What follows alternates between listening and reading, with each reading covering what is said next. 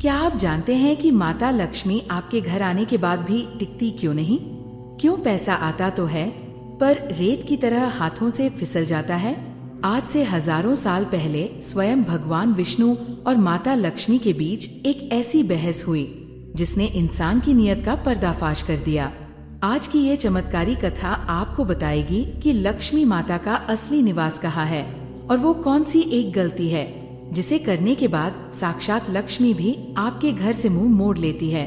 Video को अंत तक देखिएगा, क्योंकि इस कथा में छिपा है आपकी दरिद्रता मिटाने का सबसे बड़ा रहस्य। एक दिव्य कथा। क्षीर सागर के शांत वातावरण में शेषनाग पर विराजमान भगवान नारायण और माता लक्ष्मी पृथ्वी लोक का दर्शन कर रहे थे। चारों तरफ नारायण नारायण की गूंज सुनाई दे रही थी।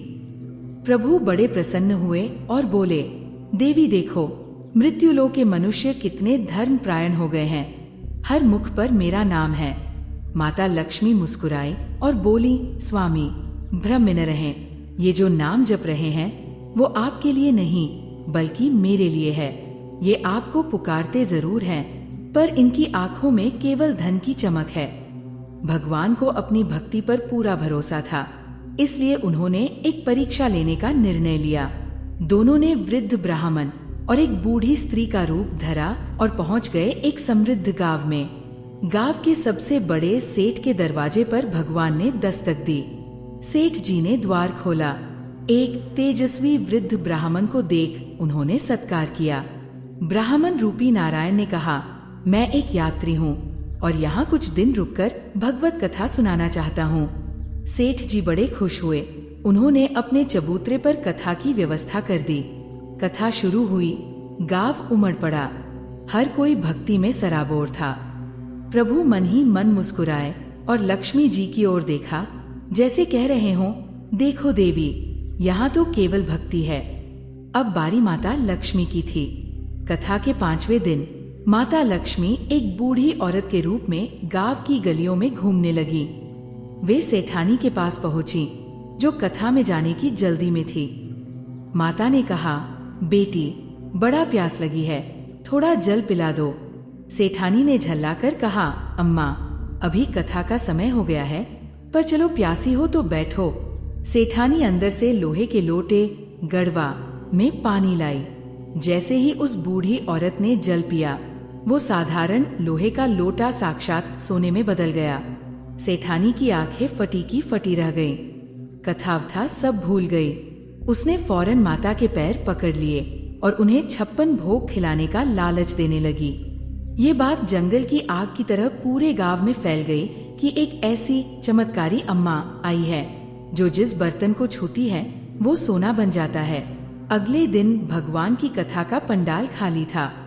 जो लोग नारायण नारायण चिल्ला रहे थे वे सब उस बूढ़ी औरत लक्ष्मी जी के पीछे बर्तनों की कतार लगाकर खड़े थे। कोई गिलास लाया, कोई चम्मच, कोई थाली। अंत में सेठ जी प्रभु के पास पहुँचे और बड़े संकोच से बोले, महाराज, हमारे घर एक विशेष अतिथि लक्ष्मी जी आई है। उनके रहने के लिए हमें इस कमरे की जरूरत है। आपकी कथा तो कहीं भी हो जाएगी। आप कृपया पास की धर्मशाला में चले जाए। भगवान विष्णु मुस्कुराए।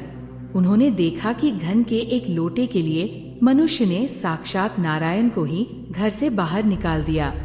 जब भगवान अपना सामान लेकर निकलने लगे, तभी माता लक्ष्मी भी वहां से चलने को तैयार हो गई। सेठ जी घबरा गए। अरे माँ, आप कहाँ जा रही हैं? आपके लिए तो हमने पंडित जी को भी घर से निकाल दिया।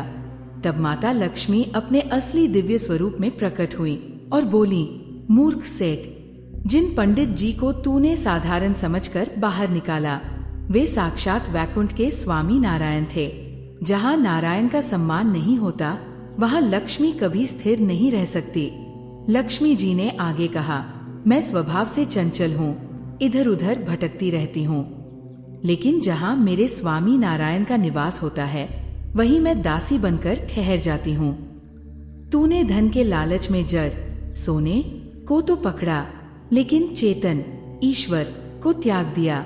अब तेरे घर में ये सोना तो रहेगा, पर शांति और बरकत कभी नहीं रहेगी। तो मित्रों, इस कथा से हमें ये सीख मिलती है कि जो लोग केवल धन के पीछे भागते हैं और धर्म या ईश्वर का अनादर करते हैं, उनके पास लक्ष्मी आती तो है पर सुख लेकर नहीं आती।